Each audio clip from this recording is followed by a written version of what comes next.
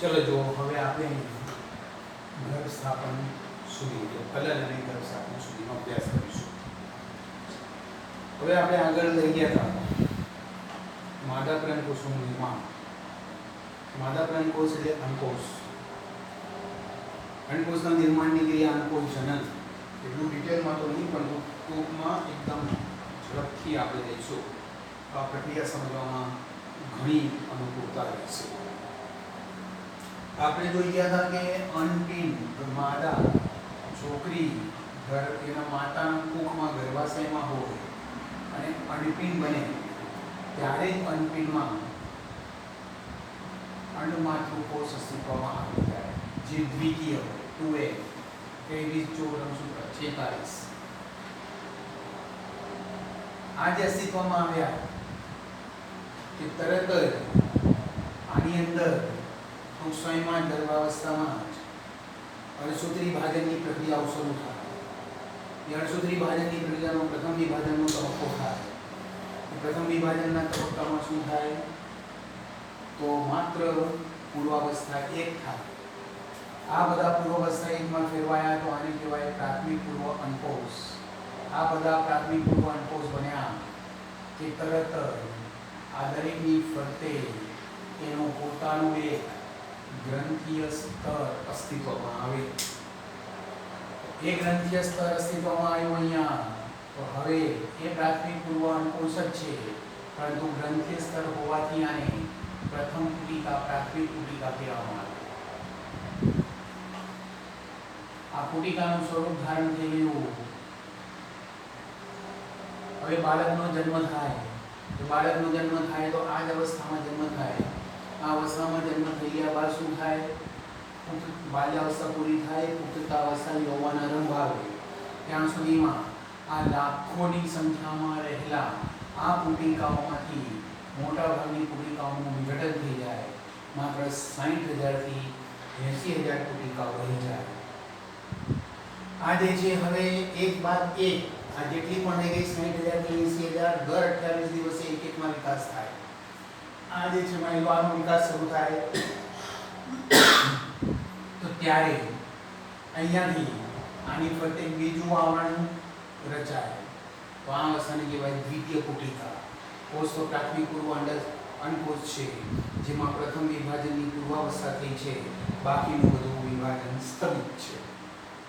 આ દ્વિતીય પુટિકા રચાય કે તરત જ આ દ્વિતીય પુટિકાના અંદરનું સ્તર જે પહેલેથી રચાયેલું હતું તે અને આ બહારથી નવું રચાયેલું સ્તર એ બંનેની વચ્ચે એક એન્ટમ તરીકે ઓળખાતું પ્રવાહી અસ્તિત્વમાં આવે.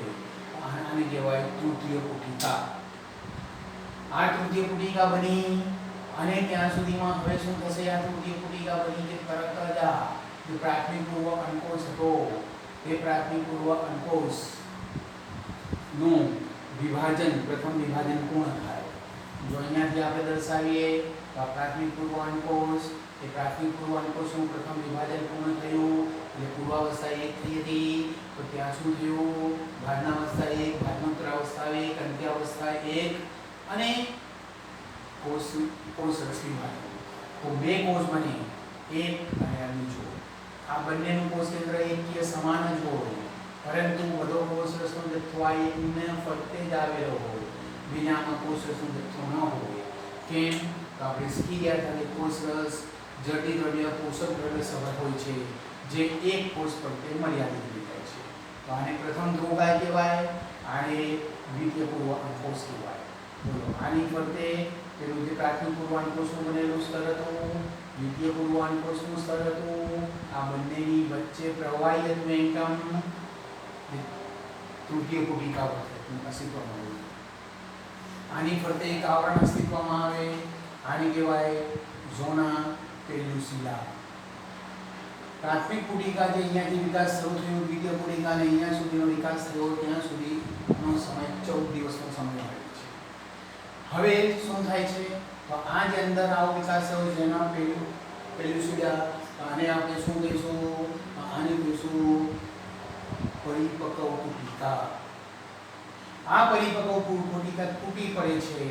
આ તૂટી પડે તો આ તૂટી પડવાથી આ જે છે અંદરથી અનપાત ક્રિયા કહેવાય.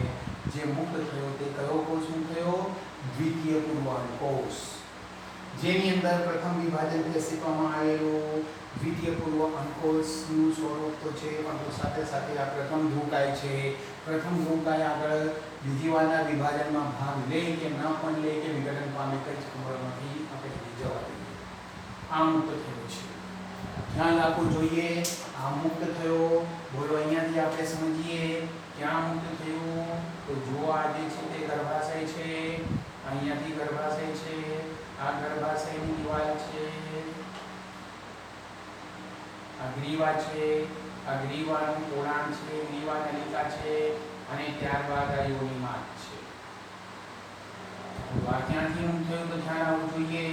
અહીંયાથી આ જે હતું તે બોલો શું હતું? અનપિંડ. અહીંયાથી અનપિંડ, બંને તરફ વારાફરતી પ્રક્રિયાઓ થાય, અહીંયાથી આ મુક્ત થયું. શું મુક્ત થયું? દ્વિતીય પૂર્વ અંકોષ. અહીંયા મુક્ત થયું તો આ અણવાહિનીનો શરૂઆતનો ભાગ અહીંયા, આનું નામ અણવાહિની નિવાપ. આ અણવાહિની નિવાપ પર આપણે જેવા પ્રવર્તનથી આ અંદર પ્રવેશશે. આ અંદર જે પ્રવેશે તો ખ્યાલ આવવો જોઈએ કોણ પ્રવેશ્યો? દ્વિતીય પૂર્વ અંકોષ, નહીં કે પરિપક્વ અંકોષ. આ અંદર પ્રવેશ્યો છે. હવે જો સમજવાનું છે, અંદર આ પ્રવેશશે, આ આગળ વધશે, તેમ તેમ અહીંયા ગર્ભાશયનું એન્ડોમેટ્રિયમ વિકાસ પામશે. કેમ ગર્ભાશયનું એન્ડોમેટ્રિયમ વિકાસ પામશે? જો ફલન થાય તો ફલિતાંડ જે અસ્તિત્વમાં આવેલો છે તે ફલિતાંડ અહીંયા આવીને ગર્ભ સ્થાપન કરે તે માટે. પરંતુ આપણે જે પ્રક્રિયા લેતા હતા તે પ્રક્રિયામાં એવું સમજી ગયા હતા કે ફલન ન થાય. બોલો ફલન ન થાય તો શું થાય? આ દ્વિતીય પૂર્વ અંકોષ અહીં સુધી આવે, એનું વિઘટન થઈ જાય, અને આ સમય દરમિયાન બીજા 14 દિવસ લાગતા હોય છે. એટલે બોલો પહેલા 14 દિવસમાં અહીંથી એનું થયું, બીજા 14 દિવસમાં અહીંયાથી અહીંયા આવતા વિઘટન વગેરે થઈ ગયું. તો વિઘટન થઈ ગયું તો આ એન્ડોમેટ્રિયમ તૂટી પડે, તેની રુધિરવાહિનીઓ તૂટી પડે, અને અહીંયાથી ઋતુસ્રાવ શરૂ થઈ જાય. એ રુધિર અને બીજા દ્રવ્ય જથ્થાનો નિકાલ થાય છે અને ઋતુસ્રાવ કહેવાય, જે 3 થી 5 દિવસ ચાલે. જેમ અહીંયાથી ઋતુસ્રાવ શરૂ થયો કે અહીંયાથી બીજા અંકોષનો વિકાસ પ્રથમ પુટિકામાંથી દ્વિતીય પુટિકા વગેરે ચાલુ થઈ જાય. દ્વિતીય પુટિકા આવી તો શું થયું? એમાંથી પણ પરિપક્વ પુટિકા આ જ પ્રમાણે બને, આખી પ્રક્રિયા રિપીટ નથી કરતો. એ અહીંયા મુક્ત થઈ. બોલો આ 1 થી 5 દિવસમાં શું થયું? તો આ જે સ્ત્રાવી તબક્કો કહેવાય. ચલો પછી 14 દિવસ સુધીમાં શું થયું? આ પ્રથમ પુટિકામાંથી દ્વિતીય પુટિકા, તૃતીય પુટિકા અને પરિપક્વ પુટિકા બની. એ પરિપક્વ પુટિકા બનીને 14મા દિવસે તૂટીને અંડપાક થઈને મુક્ત થયો. ત્યાં સુધીમાં આ જે છે ગર્ભાશયની દિવાલમાં વિકાસ થાય. ઘણા વિદ્યાર્થીઓ કહે છે ના સર વિકાસ પછી થાય. હા, આ વિકાસ મેં તમને કીધું હતું અવૈજ્ઞાનિક રીતે કહીએ તો રૂજ લાવવા જેવી ક્રિયા. કેમ? આગળની રુધિરવાહિની તૂટી ગઈ હતી, તો એ તૂટેલી રુધિરવાહિનીઓ સંધાઈ જાય, વ્યવસ્થિત થાય તેવી જે ક્રિયાઓ થાય એને કહેવાય પ્રસાર તબક્કો. ચલો 14મા દિવસે મુક્ત થાય. અહીંયાથી આ દ્વિતીય પૂર્વ અંકોષ મુક્ત થયો. ઝોના પેલ્યુસિડા સાથે કે તરત જ આ અંદર આવશે. ફરી પાછું આપણે લઈએ, જો ફલન ન થાય તેવું હોય કે ગમે તે હોય, અહીંયાથી આના પર એન્ડોમેટ્રિયમનો વિકાસ શરૂ થઈ જાય. કેમ વિકાસ શરૂ થઈ જાય? જો અહીંયાથી ફરી ગર્ભ આવે તો ગર્ભને સ્થાપન કરવા માટે. ફરી પાછું લઈએ, માની લો કે ફલન નથી થતું, તો આ તૂટી પડે, સોરી અહીંયા આવતા આ દ્વિતીય પૂર્વ અંકોષનું વિઘટન થઈ જાય, નાશ પામે, બીજી વારનું વિભાજન થયા સિવાય નાશ પામે. અને તે અહીંયા નથી આવતું તો આ 14 દિવસ સુધીમાં અહીંયાથી વિઘટન થઈ ગયું કે આ પણ તૂટી પડે, એટલે બોલો અહીંયાથી સ્ત્રાવ શરૂ થઈ જાય. તો ફરી પાછા કેટલા દિવસ થયા? અગાઉનો સ્ત્રાવ હતો 1 થી 5 દિવસ, તે સ્ત્રાવવાળા સમયથી વિકાસ શરૂ થયો. 14મા દિવસે અંકોષ મુક્ત થયો ને 14 દિવસ સુધી અહીંયા ન આવી શક્યો અને આનો વિકાસ થઈ ગયો. એટલે બીજા 14 દિવસે કેટલા દિવસ થયા? 28 થી 29 દિવસ. 28 દિવસ ગણાય પણ 28 થી 29 દિવસ. બરોબર આલો? ચલો આ જે નિકાલ થઈ રહ્યો છે તો ફરી પાછો બોલો, ફરી પાછો અહીંયાથી સમજીએ. આ નિકાલ થવાનો સમયગાળો કેટલા દિવસ? 1 થી 5 દિવસ. એ સમય દરમિયાન બીજી પુટિકા કે પ્રાથમિક પુટિકા જેની અંદર રહેલો પ્રાથમિક પૂર્વ અંકોષ, જેમાં દ્વિતીય પુટિકા, તૃતીય પુટિકા અને પરિપક્વ પુટિકા બનશે, જેની અંદર દ્વિતીય પૂર્વ અંકોષ અસ્તિત્વમાં આવશે. સોરી હું ભૂલ કરી ગયો. આ પ્રાથમિક પુટિકા જેની અંદર પ્રાથમિક પૂર્વ અંકોષ બોલો અહીંયાથી નિકાલ શરૂ થયો તો શું થયું? અહીંયાથી નવો વિકાસ શરૂ થયો જેમાં પ્રાથમિક પૂર્વ અંકોશ છે અને પ્રાથમિક પુટિકા છે. બોલો અહીંયાથી શું થશે આ વિકાસ? દ્વિતીય પુટિકા, તૃતીય પુટિકા, પરિપક્વ પુટિકા અને ત્યાં સુધીમાં દ્વિતીય પૂર્વ અંકોશ. બોલો આ દ્વિતીય પૂર્વ અંકોશ બનશે 14 દિવસ સુધીમાં અને તે મુક્ત થશે ત્યાં સુધીમાં આ એન્ડોમેટ્રિયમ અંતસ્તર પોતાનો સામાન્ય વિકાસ વૃદ્ધિ કરી લેશે, ગ્રંથિનો બની લેશે. ફરીથી યાદ એવું જોઈએ આ કયો વિકાસ છે? સામાન્ય વિકાસ છે. અવૈજ્ઞાનિક શબ્દમાં વિદ્યાર્થીઓને સમજવા માટે શું કહેવામાં આવે છે? દૂધ લાવવાની ક્રિયા છે. ચલો હવે ધ્યાન આપો. અહીંયાથી આપણે ફલનની ક્રિયા સમજીશું. આ અહીંયાથી મુક્ત થયું તો આ દ્વિતીય પૂર્વ અંકોશ અહીંયા આવ્યો. ક્યાં આવ્યો? શરૂઆતના ભાગમાં. શરૂઆતમાં ભાગ શું નામથી ઓળખાય છે? ઇથમસ. અન્નવાહિનીનો ફેલોપિયન નલિકાનો શરૂઆતનો ભાગ ઇથમસ તરીકે ઓળખાય છે. જ્યારે અહીંયા ઇથમસમાં આવ્યો તે જ વખતે નરના શિશ્ન દ્વારા જો શુક્રકોષ અહીંયા યોનિમાર્ગમાં મુક્ત થયા હોય તો તે શુક્રકોષો વીર્યના પ્રવાહી યોનિમાર્ગની દિવાલના સંકોચન અને વિસ્તરણથી ગતિશીલતા પ્રાપ્ત કરીને ઝડપથી ગતિ કરીને તે શુક્રકોષ અન્નવાહિનીમાં પ્રવેશવો જોઈએ. એટલે યોનિમાર્ગ, ગ્રીવા, ગર્ભાશયથી ક્યાં? અંડવાહિનીના પણ કયા ભાગમાં? આ ઇથમસના આગળના ભાગમાં. જો શુક્રકોષ આવે આ ભાગમાં અને અંડકોષ આવ્યો હોય આ ભાગમાં, કયો અંડકોષ? દ્વિતીય પૂર્વ અંડકોષ, તો જ ફલન થાય, નહીં તો ફલન ન થાય. માની લો કે અંડકોષ કોઈ બોલે સર અહીંયા આવી ગયો હોય તો તે તો વિઘટન પામતો હોય એટલે ફલન ન થાય. ખ્યાલ આવે છે? એટલે ઇથમસના સ્થાન પર ઇથમસ પછીનો શરૂઆતનો સ્થાન છે કારણ કે અંડવાહિનીનો આ ભાગ છે તેને તુંબિકા એમ્પ્યુલા કહેવામાં આવે છે. ત્યાં વિઘટન પામતું હોય છે એટલે ત્યાં ફલન શક્ય નથી, ઇથમસમાં ફલન શક્ય છે.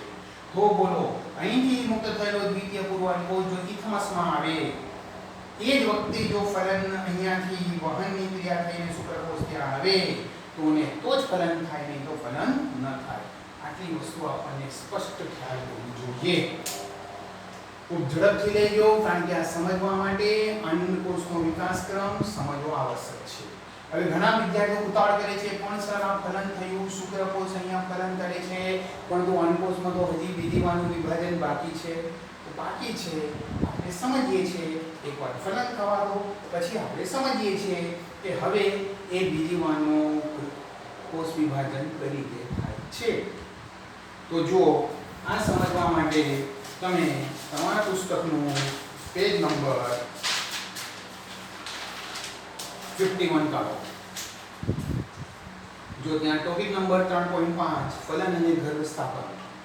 આપણે પહેલા ફલન શોધી લઈશું. સંવનન, મૈથુન એટલે કે કોપ્યુલેશન અથવા કોઇટસ દ્વારા શિશ્નના માધ્યમથી વીર્યને યોનિમાર્ગમાં ઠાલવવામાં આવે છે. ચલિત શુક્રકોષો ચલી એટલે ઝડપી ગતિ કરતા ઝડપી રીતે તરે છે. કેમ તરે છે? માત્ર શુક્રકોષ નથી આવ્યા, વીર્યરસ શુક્રકોષની સાથે પ્રવાહી પણ અન્ય ગ્રંથિઓનો આવે છે.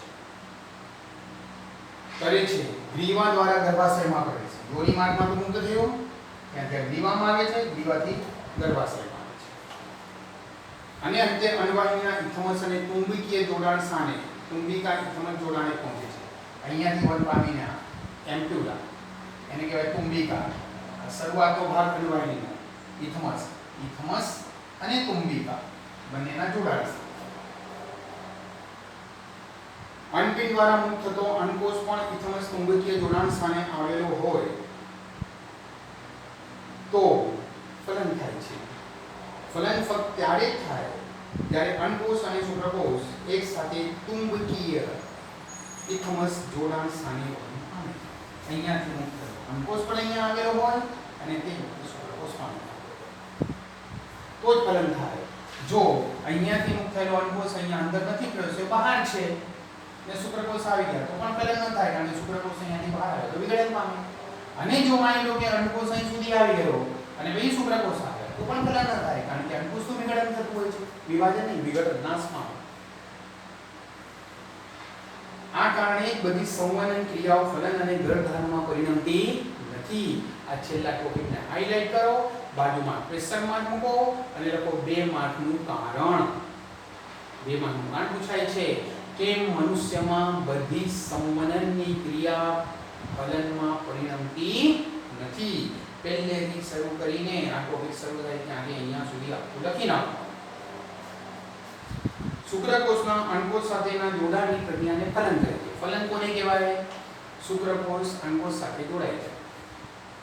ફલન દરમિયાન શુક્રકોષો અંડકોષના ઝોના પેલ્યુસિડાના સંપર્કમાં આવે છે. કેમ?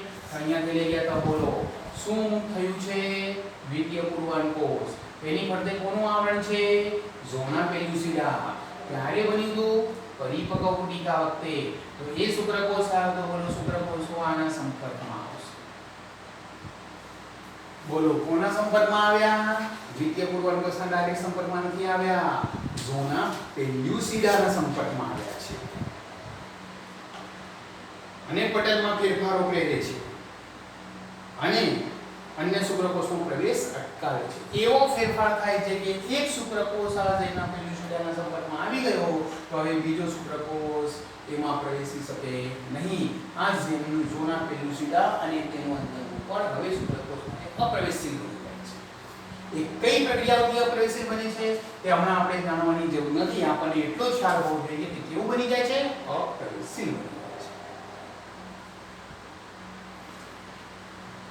તેથી સુનિશ્ચિત થાય છે કે એક જ શુક્રકોષ અને એક જ અંડકોષનું ફલન થાય છે, ફલિત કરે છે. આને પણ હાઇલાઇટ કરો, બાજુમાં ક્વેશ્ચન માર્ક મૂકો અને લખો કારણ કેમ મનુષ્યમાં એક અંડકોષનું ફલન એક જ શુક્રકોષ દ્વારા થાય છે.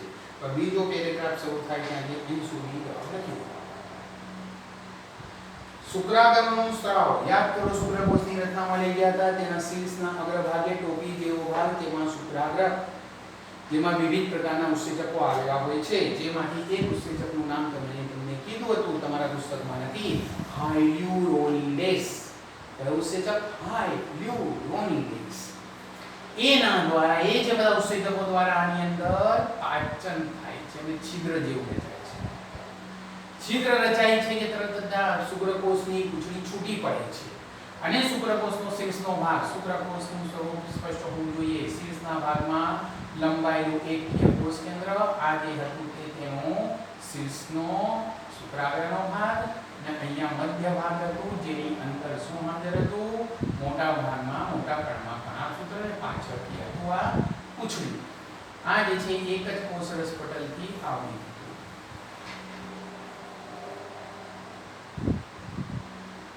બોલો અહીંયાથી ઉત્સેચકનો સ્ત્રાવ થયો, ઉત્સેચકનો સ્ત્રાવ થયો તો અહીંયા છિદ્ર થયું, છિદ્ર થયું આ છૂટું પડ્યું ને આ આખું અંદર પ્રવેશ્યું.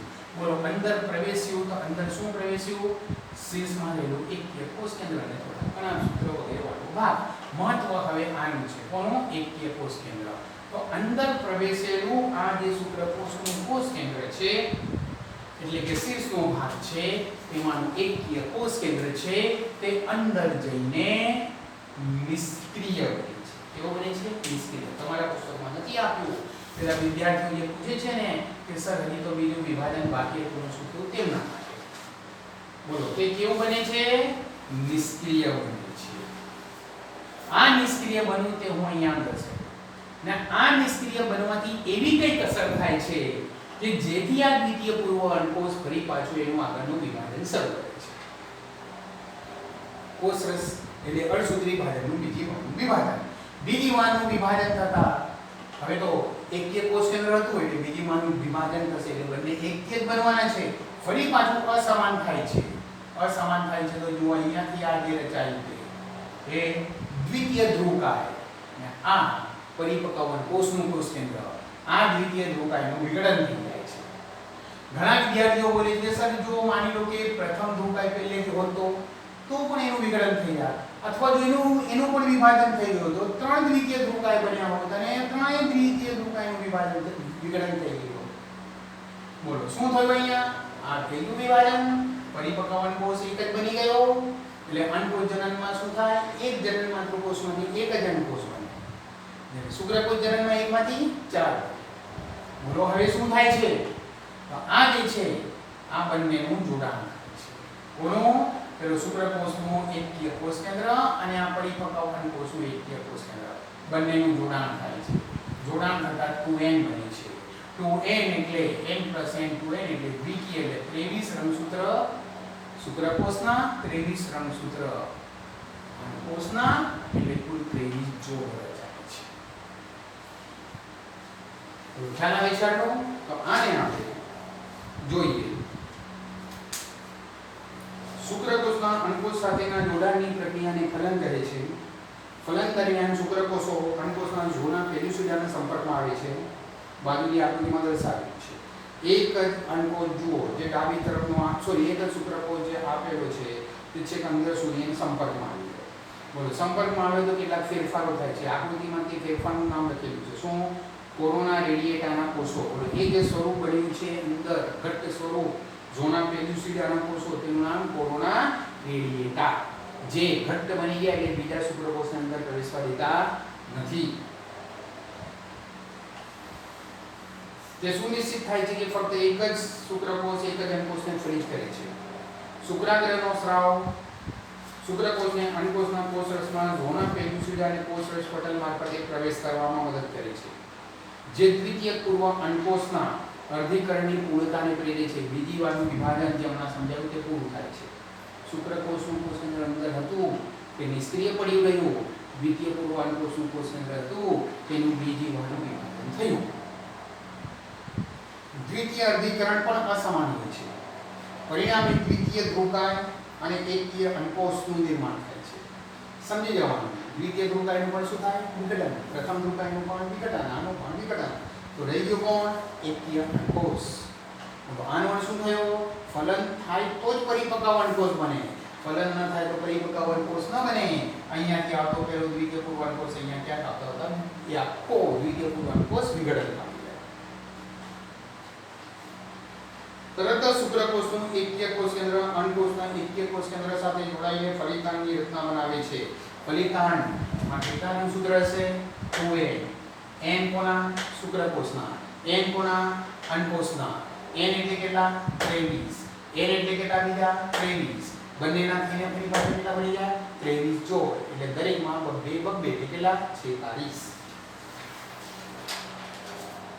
એ યાદ રાખવું જરૂરી છે કે બાળકની જાતિ આ તબક્કામાં નક્કી થઈ જાય. બોલો, ફલન થાય ત્યારે બાળકની જાતિ નક્કી થઈ જાય. અરે ફલન પહેલા શુક્રકોષ જે અહીંયા પ્રથમ સંપર્કમાં આવ્યો તે કયા પ્રકારનો છે તેના આધારે જ. કેમ? તો જુઓ, મનુષ્યમાં રંગસૂત્ર કેટલા? 23 જોડ. પહેલી જોડ, બીજી જોડ, ત્રીજી જોડ, એમ કેટલી જોડ? 23. તેમાંથી 1 થી 22 જોડ પુરુષ અને સ્ત્રીમાં સરખી. પુરુષમાં માની લો કે પહેલી જોડ પર વાણનું જનીન છે, વાતો સ્ત્રીમાં પણ પહેલા પર વાણનું જનીન હોય. બીજી જોડ પર ગંધ પારખવાનું જનીન હોય. પુરુષમાં તો વિશ્વની ગમે તે સ્ત્રી હોય કે પુરુષ હોય તેમાં ગંધ પારખવાનું જનીન હોય. આ બધા દૈહિક રંગસૂત્રોના દૈહિક લક્ષણ કહેવાય. પરંતુ 23મી જોડ પુરુષમાં એક મોટા કદનું રંગસૂત્ર હોય જેને X કહે છે. X એટલે બીજું કંઈ નહીં, રંગસૂત્રને નામ આપ્યું છે. જેમ તમારી સિટીનું નામ વડોદરા, તમારું પોતાનું પણ એક નામ હશે, યાદ હોય તો. ન યાદ હોય તો મમ્મી પપ્પાને જઈને પૂછી લેજો કે તમારું નામ શું છે. એવું આ એક રંગસૂત્રને નામ આપ્યું છે X. તો એવું એક બીજું સાથે 23મી જોડમાં બીજું એક નાનું હોય તેને નામ આપ્યું Y. બોલો, સ્ત્રીમાં વિચારીએ તો શું થાય? એમાં પણ આ 22 જોડ તો સરખી જ, પરંતુ 23મી જોડમાં બંને સરખા મોટા કદના એટલે એમને XX કહેવાય. તો બોલો, શુક્રકોષનું નિર્માણ થશે તો બોલો 23 જોડનું એક તો આવશે જ, પરંતુ બોલો 23મી જોડનું પણ એક આવશે. તો બે સંભાવના છે, ક્યાં તો X આવે ક્યાં તો Y આવે. તો બોલો, શુક્રકોષ બે પ્રકારના બને. શુક્રકોષ કયા બે પ્રકારના બને? તો શુક્રકોષમાં 22 રંગસૂત્ર કયા? જે ગમે તેમાં જઈએ સમાન જ હોય. પુરુષ હોય, સ્ત્રી હોય, ભારતનો હોય કે વેસ્ટ ઇન્ડિઝનો હોય, બધામાં સમાન. તેનું નામ દૈહિક રંગસૂત્ર. પરંતુ 23નું રંગસૂત્ર ક્યાં તો X હોય ક્યાં તો Y હોય. એનો અર્થ કે પુરુષમાંના શુક્રકોષો બે પ્રકારના, અડધા શુક્રકોષો X પ્રકારના અને અડધા શુક્રકોષો Y પ્રકારના. જ્યારે સ્ત્રીમાં તો બંને 23મી જોડના બંને X છે તો અંડકોષ તો ગમે તે મેળવે, અંડકોષ તો કયા પ્રકારનો હોય? X જ પ્રકારનો હોય. કારણ કે 23મી જોડમાં બંને X છે, ગમે તે આવે X જ આવે. તો બોલો શું થાય? શુક્રકોષ X વાળો આવે ને ફલન કરે તો સંતતિ છોકરી હોય, શુક્રકોષ Y વાળો આવે ને ફલન કરે તો સંતતિ છોકરો હોય. એટલે બોલો અહીંયાથી પુસ્તકમાં લખ્યું છે ફલન થાય ત્યારે ગર્ભની જાતિ નક્કી થઈ જાય. એટલે ફલન થાય ત્યાં નહીં, ફલન પહેલા શુક્રકોષ જોડણ પેલું સીધા પર જે પેલું આવ્યો તે વખતે જે પ્રકારનો હોય X પ્રકારનો હોય તો ભવિષ્યની સંતતિ છોકરી જ હોય, Y પ્રકારનો હોય તો ભવિષ્યની સંતતિ છોકરો જ હોય. આમ જાતિનું નિયમન કરવા માટે કોણ જવાબદાર છે? માતા નહીં, પિતા જવાબદાર છે. આ એક યાદ રાખવું જરૂરી છે. બાળકની જાતિ આ તબક્કામાં નક્કી થઈ જાય છે. ચાલો જોઈએ કેવી રીતે. તમે જાણો છો કે શ્રી માનવની માતામાં રંગસૂત્રની ભાત રૂઢિગત પદ્ધતિ XX અને તે રીતે નર પુરુષમાં XY હોય છે. બોલો ખ્યાલ આવી ગયો? 1 થી 22 જોડ ધ્યાનમાં નહીં લેવાની. કેમ નહીં લેવાની? પુરુષ હોય સ્ત્રી હોય ગમે તે હોય બધામાં સમાન. 23મી જોડ સ્ત્રી હોય તો XX અને પુરુષ હોય તો XY. તેથી માતા દ્વારા ઉત્પન્ન થતા બધા એકકીય જનનકોષો X લિંગી રંગસૂત્ર ધરાવે છે. જ્યારે નર જનનકોષો એટલે કે શુક્રકોષો બે પ્રકારના હોય છે. તેમાં લિંગી રંગસૂત્ર ક્યાં તો X હોય ક્યાં તો Y હોય છે. આથી 50% શુક્રકોષો X લિંગી રંગસૂત્ર ધરાવે છે, જ્યારે બાકીના 50% શુક્રકોષો Y લિંગી રંગસૂત્ર ધરાવતા હોય છે. નર અને માદાના જોડાણના જનનકોષોના જોડાણ બાદ જો ફલિતાંડ XX રચાય અથવા XY રંગસૂત્ર પ્રકારનું બને, જેનો આધાર X કે Y રંગસૂત્ર ધરાવતો શુક્રકોષ કે અંડકોષ ફલિત કરે છે તેના પર છે. ફલિતાંડ XX રંગસૂત્ર ધરાવે તો તે માદા શિશુ વિકસે છે, જ્યારે XY રંગસૂત્ર ધરાવે તો તે નર શિશુમાં વિકાસ પામે છે. બરોબર છે? તેટલા માટે વિજ્ઞાનની દ્રષ્ટિએ એવું કેવું સાચું છે કે બાળકની જાતિનું નિશ્ચય પિતા દ્વારા થાય છે, માતા દ્વારા નહીં. આખા પેરેગ્રાફને બાજુ પર છગડીઓ કાઉન્સ કરો, ટિક કરો, ક્વેશ્ચન માર્ક મૂકી દો. આ આખું 2 માર્કની શોર્ટ નોટમાં પૂછી શકાય. તો જો અહીંયા સુધી હું એકવાર આપણે અહીંયાથી રિપીટ કરીએ. બોલો આપણે શું લઈ ગયા? ફલન, સંવનન કે મેથુન ક્રિયા બે શબ્દ છે તેના કે મસ્તિષ્ક દ્વારા વીર્યને યોનિ માર્ગમાં ફ્યુઝ દ્વારા ઠાલવવામાં આવે. આ ચલિત શુક્રકોષો ઝડપથી કરીને ગ્રીવા દ્વારા ગર્ભાશયના સંપર્કમાં આવે, જે ગર્ભાશયમાં પ્રવેશી જાય અને ત્યાંથી અંડવાહિનીમાં આવે. અંડવાહિનીમાં પણ કયા સ્થાન સુધી જવું જોઈએ? તુંબિકા ઇથમસ જોડાણ. તમને કીધું અહીંયા સુધી આવવું જોઈએ.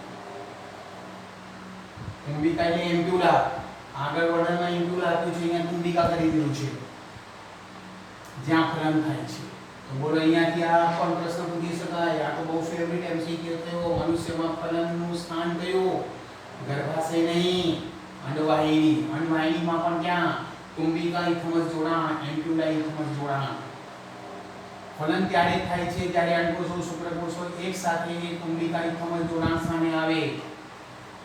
બોલો ફલનનું કારણ ફલન ત્યારે થાય છે. તેથી અહીંયાથી 2 માર્કનું કારણ પૂછાય છે. કેમ બધી મેથુન ક્રિયાઓ પર ફલનમાં પરિણમતી નથી? ફલન શુક્રકોષોના અંડકોષના જોડાણને ફલન કહે છે. શુક્રકોષો અંડકોષના ઝોના પેલ્યુસિડાના સંપર્કમાં આવે છે. દેખીતી રીતે દ્વિતીય પૂર્વ અંડકોષ છે તો તે કોના સંપર્કમાં આવે છે? તે બહારનું આવરણ શું નામ? ઝોના પેલ્યુસિડા. બોલો કોના સંપર્કમાં આવે છે? ઝોના પેલ્યુસિડા. અને તે પટલમાં ફેરફારો કરે છે.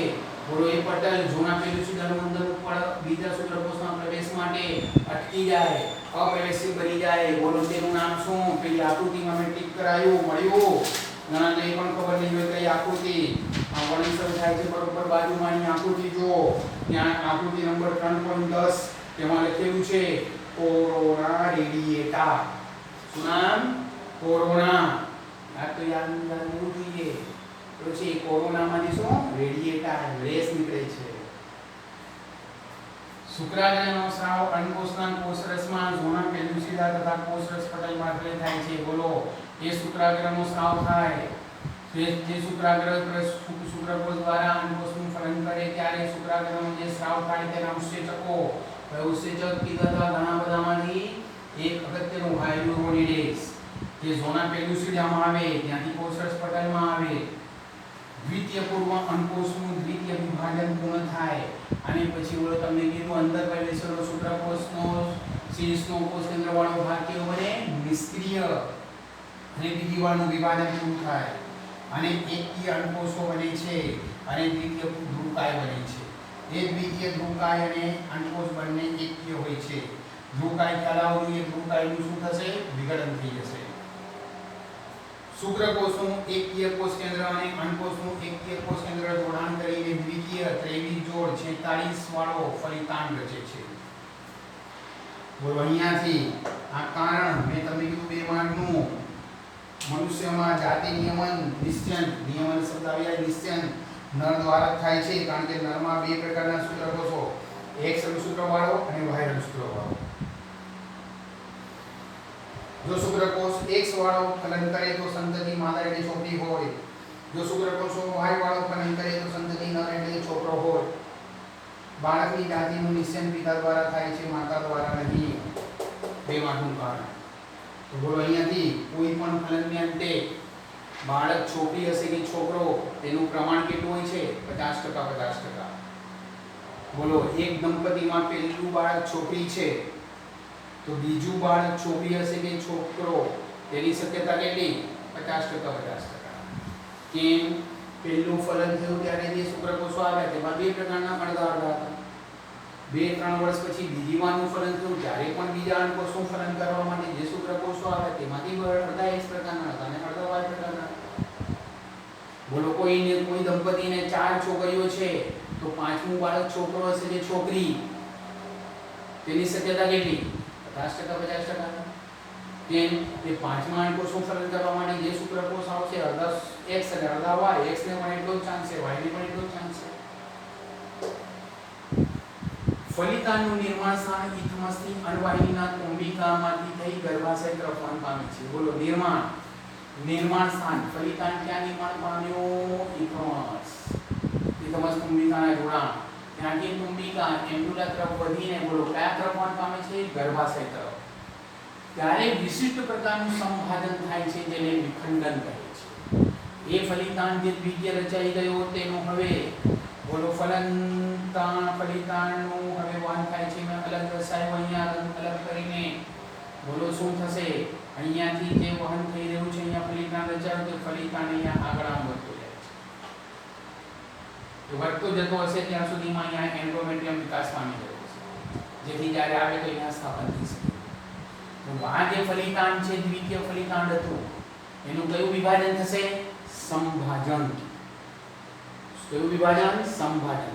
રંગસૂત્રની દ્રષ્ટિએ કયું વિભાજન સંભાજન. માત્ર શુક્રકોષને અંડકોષના નિર્માણ માટે જ અર્શોક વિભાજન. હવે સંભાજન તો બોલો 46 રંગસૂત્ર વાળો ગર્ભ છે તો શું થશે એનું સંભાજન થશે તો ફરી પાછા 46 રંગસૂત્ર વાળા 2 કોષ વાળું અસ્તિત્વ આવશે.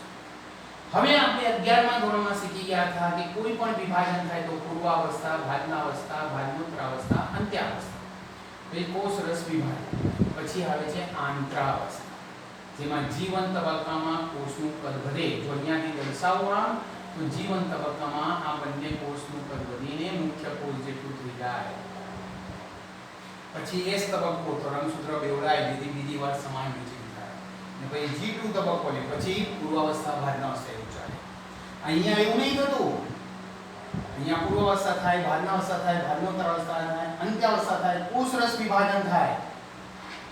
બોલો કોષ રસ વિભાજન થઈને 2 કોષ બની ગયા ગર્ભમાં ફલિતાંડમાં. બોલો એ કોષ રસ વિભાજન થતા 2 કોષો બની ગયા તો બોલો ફટાફટ ઝડપથી બોલો હવે શું થવાનું તો તમે બોલો સર આંતરાવસ્થા થવાની. બરોબર છે. આંતરાવસ્થાના કયા તબક્કા હતા G1 S અને G2. આમાં G1 નહીં થતું, વૃદ્ધિ નથી થતી. ડાયરેક્ટ રંગસૂત્ર બેવડાવવાની ક્રિયા S તબક્કો થાય અને G2 થઈને બીજી વારનું વિભાજન થાય. જેથી શું થાય જે એક કોષીય ફલિતાંડ હતું એટલું જ દ્વિકોષીય ફલિતાંડનું કદ રહેશે પરંતુ કોષોની સંખ્યા 2 થશે. ચલો બીજી વાર પણ ફરી પાછું વિભાજન શરૂ થયું. પૂર્વાવસ્થા, ભાજનાવસ્થા, ભાજનોત્તરાવસ્થા, અંત્યાવસ્થા, કોષરસ વિભાજન. બોલો કેટલા કોષો બન્યા? 4.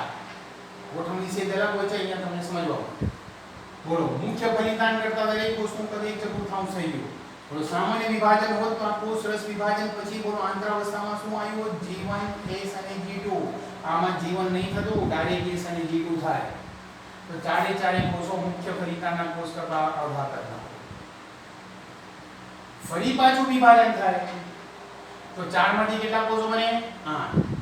એક પૂર્વાવસ્થા, ભાજનાવસ્થા, ભાજનોત્તરાવસ્થા, અંત્યાવસ્થા, કોષરસ વિભાજન. તો એ શું આવે? આંતરાવસ્થા. સામાન્યમાં શું આવે? G1, S અને G2. અહીંયા G1 નહીં થાય, ડાયરેક્ટ. આમ અહીંયા સંભાજન તો છે, પરંતુ સંભાજનને અંતે સંભાજનની પ્રક્રિયાની જેમ પ્રક્રિયાઓ થઈને કોષોની સંખ્યા દરેક વખતે બમણી થતી જાય છે, પરંતુ કદ એટલું ને એટલું જ, કુલ કદ એટલું ને એટલું જ રહે છે. દરેક કોષનું કદ આગલા કોષ કરતાં અડધું થાય છે. આથી આ પ્રકારના વિભાજનને વિખંડન કહે છે. શું કહે છે? વિખંડન. વિખંડન દ્વારા 2, 2 માંથી 4, 4 માંથી 8, 8 માંથી 16 બાળ કોષો બને છે. અહીંયા બનતા આ 16 બાળ કોષોને ગર્ભકોષ્ઠી કોષો કહે છે. શું કહેવાય? ગર્ભકોષ્ઠી કોષો. 16 કોષીય અવસ્થા. એ 8 થી 16 કોષી ગર્ભકોષ્ઠી કોષોની અવસ્થાનું નામ મોરુલા છે. શું કહેવાય તેને? મોરુલા. દરેક કોષને શું કહેવાય? દરેક બાળ કોષને શું કહેવાય? ગર્ભકોષ્ઠી કોષો. ને આખો એ 8 થી 16 ગર્ભકોષ્ઠી કોષો વાળો ગર્ભ, તેનું નામ મોરુલા. આ મોરુલા ગર્ભ એ લગભગ અહીંયા ગર્ભાશયમાં પ્રવેશે છે. ત્યાં સુધીમાં એન્ડોમેટ્રિયમ તૈયાર હોય છે ગર્ભના સ્થાપન માટે. બોલો આ તો દ્વિતીય પૂર્વાંડકોષ. આ શુક્રકોષનો પ્રવેશ થયો. પુસ્તકમાં આકૃતિ આપેલી જ છે. બીજા તબક્કામાં પ્રવેશ થાય છે તો શુક્રકોષનો શીર્ષનો ભાગ અંદર એક નાના ટપકા સાથે જોડાય છે, જે બીજી વારનું વિભાજન થઈને બનેલો પરિપક્વ અંડકોષનું કોષ કેન્દ્ર છે. ચલો ત્યારબાદ એ ફલિતાંડ રચાયું. એ ફલિતાંડ અહીંયા ઇથમસ્તુમિકાના જોડાણ સાથે રચાયું. તે સતત આગળ વધે છે. તે વખતે ફલિતાંડનું વિખંડન થાય છે. ગર્ભકોષ્ઠી કોષો બને છે. 1 માંથી 2 કોષ, 2 માંથી 4 કોષ, 4 માંથી 8 અને 8 માંથી 16. આ જે 16 કોષો વાળી અવસ્થા અહીંયા સુધી પ્રાપ્ત થાય છે તે અવસ્થાનું નામ મોરુલા. એ મોરુલા ગર્ભાશયમાં પ્રવેશે છે, જ્યાં એન્ડોમેટ્રિયમ તરફ જાય છે. મોરુલા સતત વિભાજન સાથે ગર્ભાશય તરફ આગળ વધે છે, ત્યાં ગર્ભકોષ કોથળીમાં રૂપાંતરિત થાય છે. મોરુલા પછીનું જે ગર્ભનું સ્વરૂપ છે તેની અંદર આમ ચારે બાજુ આમ બહારથી તો આપણને નકલ લાગે, આ છેદ આપેલો છે. આ છેદમાં તમે જોઈ શકો છો ચારે બાજુ આમ કોષો છે અને વચ્ચેના ભાગમાં પણ કેટલાક કોષો છે અને નીચેનો ભાગ ખાલી છે. આમ એ પોલી કોથળી જેવું રચાયું છે, માટે ગર્ભકોષ્ઠ દ્વારા, ગર્ભકોષ્ઠી દ્વારા, ગર્ભકોષ્ઠમાંથી કોથળી જેવું બન્યું, માટે તેનું નામ ગર્ભકોષ કોથળી. શું નામ તેનું? ગર્ભકોષ કોથળી.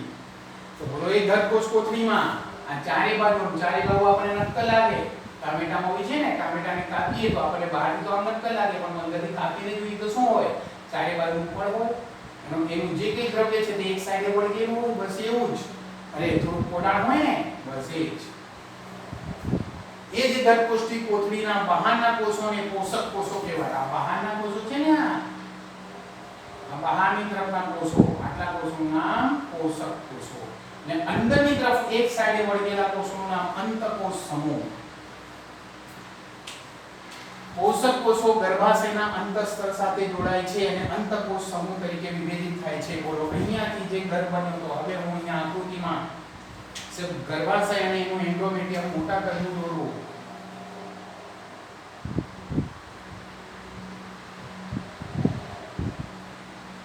બોલો આ એન્ડોમેટ્રિયમ.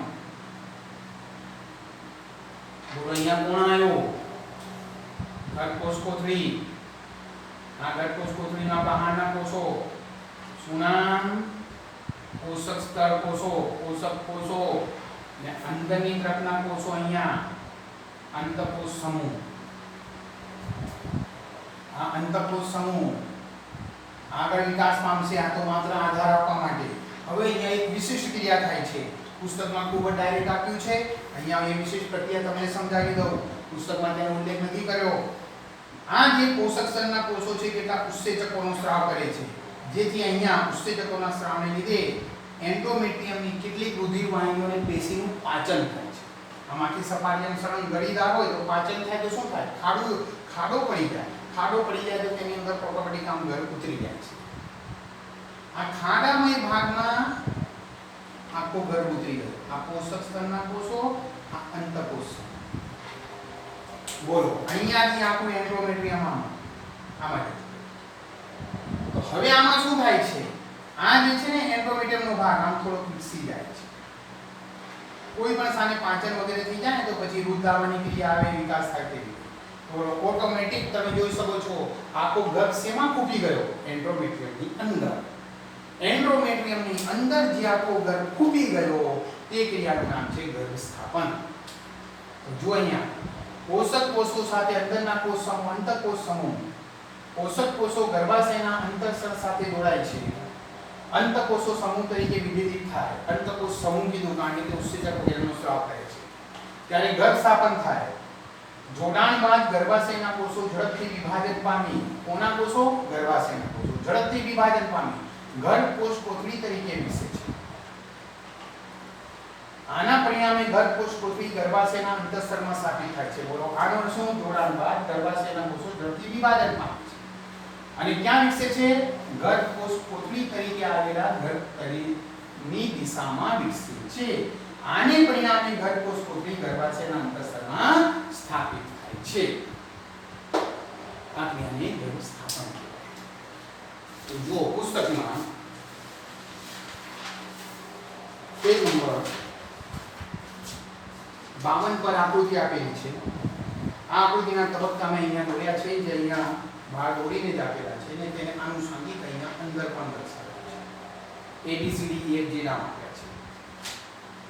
ચલો, પેજ નંબર 52 પર બીજો પેરેગ્રાફ. ખરીદકાંડ જ્યારે માનવીના ઇથમસ દ્વારા ગર્ભાશય તરફ પસાર થાય છે. ઇથમસમાં જ્યાં ખરીદકાંડ થયું ત્યાંથી આ ગર્ભાશય તરફ આવે છે. ત્યારે તેમાં સંવિભાજન થાય છે, જેને અહીંયા વિખંડન કહે છે. હાઇલાઇટ કરો વિખંડન. બાજુમાં ક્વેશ્ચન માર્ક મૂકી દો. ઊંચે વિખંડન એટલે શું? ફલિતાંડમાં જોવા મળતું સંભાજન, જેમાં કોષોની સંખ્યા તો બમણી થતી જાય, પરંતુ પ્રત્યેક અસ્તિત્વમાં આવેલો બાળકોષ મુખ્ય કોષ કરતાં અડધા કરવું થતું જાય અને 2, 4, 8, 16 કોષો બને છે, જેમને ગર્ભકોષ્ઠી કોષો કહેવામાં આવે છે. 8 થી 16 ગર્ભકોષ્ઠી કોષોયુક્ત ગર્ભને મોરુલા કહે છે. મોરુલા સતત વિભાજન પામતું રહે છે અને ગર્ભાશય તરફ જેમ જેમ આગળ વધે છે તેમ ગર્ભકોષ કોથળી તરીકે રૂપાંતરિત થાય છે. આ સ્વરૂપમાં ગર્ભાશયમાં મોરુલામાંથી ગર્ભકોષ કોથળી, બહાર કોષનું સ્તર, અંદર થોડા કોષો અને થોડું પોલાણ.